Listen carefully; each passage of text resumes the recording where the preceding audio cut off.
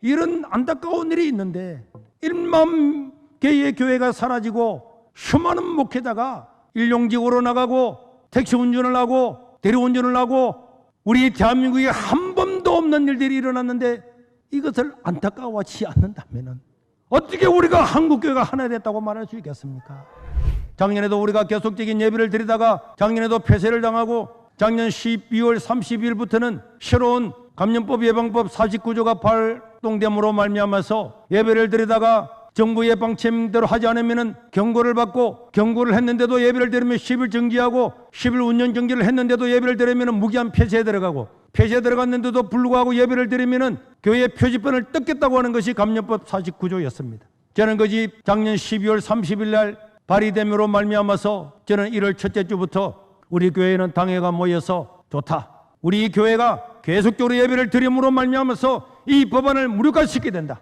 우리는 헌법 소원을 하고 법적인 그런 대치를 해야 된다. 그러려고 하면은 피해 당사자만이 헌법 소원을 할 수 있고 피해 당사자만이 행정 소송을 하고 있기 때문에 할 수가 있기 때문에 우리는 당에서 만장일치로 우리 교회가 폐쇄가 되고 우리 교회 하나가 없어지는 한이 있어도 한국 교회를 위해서 우리가 희생하자.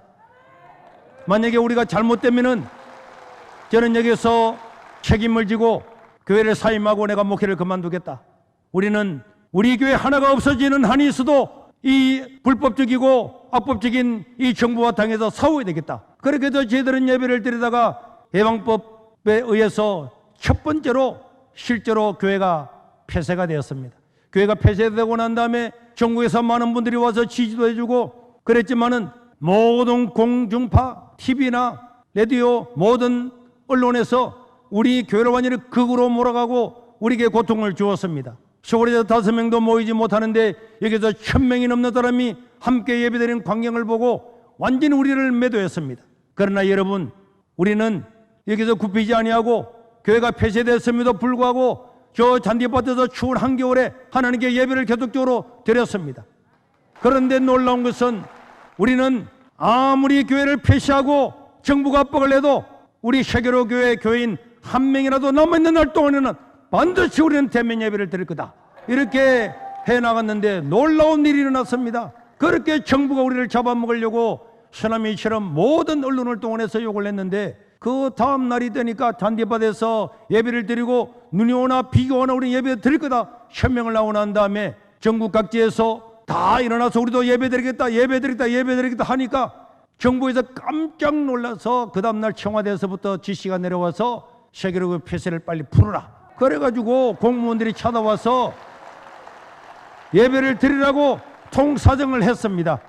우리는 계속적인 예배를 드리겠다고 그랬습니다. 너희들이 법률을 정한 것처럼 헌법도 아닌 법률도 아닌 그냥 명령을 가지고 교회를 폐쇄하고 시월 유신보다도 100배나 더 악한 법을 가지고 이렇게 교회를 폐쇄하는데 한번 해봐라.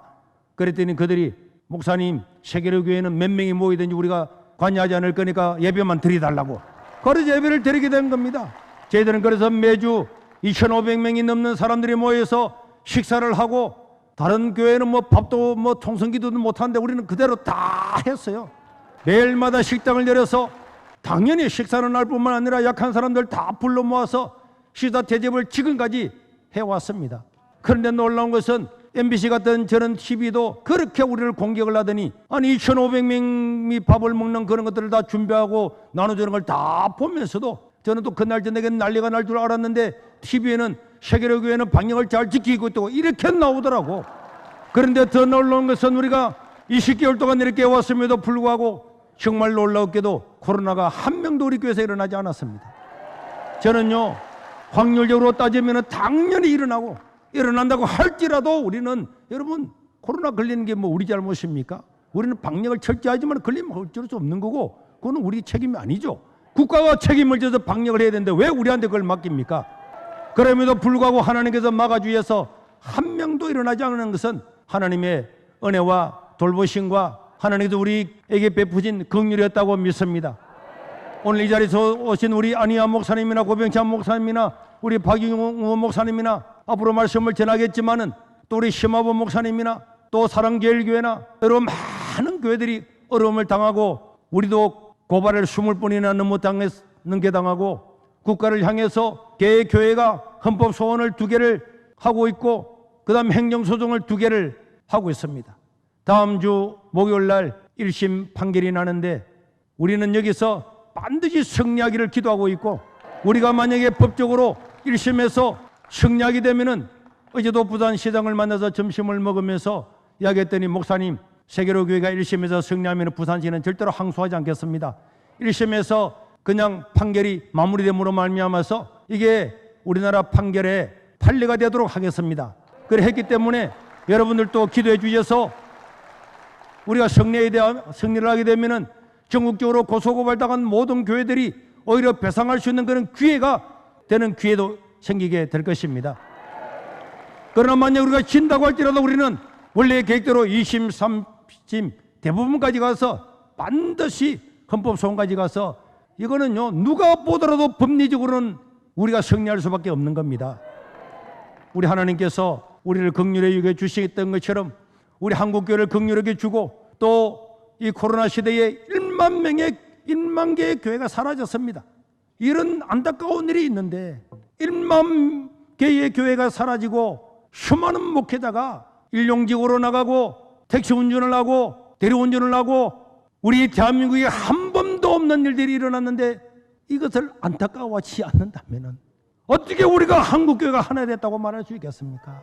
우리 교회 하나가 살아났다고 해서 작은 교회가 1만 개나 주고 150만 명의 성도들이 어디로 간지도 모르고 사라졌는데 안타까워하지 않는다면 우리는 정말 이 시대를 살아간 것을 부끄럽게 말할 수밖에 없을 것입니다. 수많은 악법들이 있습니다. 반드시 기도하고 철별해야 됩니다.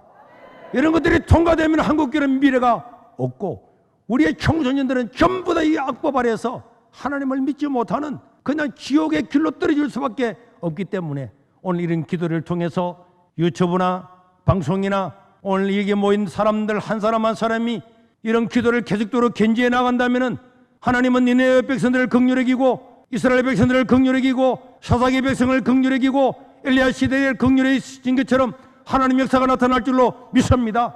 우리의 기도가 나라를 살리게 될 줄로 믿습니다. 이 자리에 오신 여러분, 방송으로 청취하는 여러분 모두에게 다시 한번 이 기도의 열기가 온 세계에 이 나라에 전파될 수 있도록 다시 한번 간곡히 부탁하고, 또 이게 참여하신 여러분들에게 진심으로 환영의 말씀을 드리는 바입니다. 감사합니다.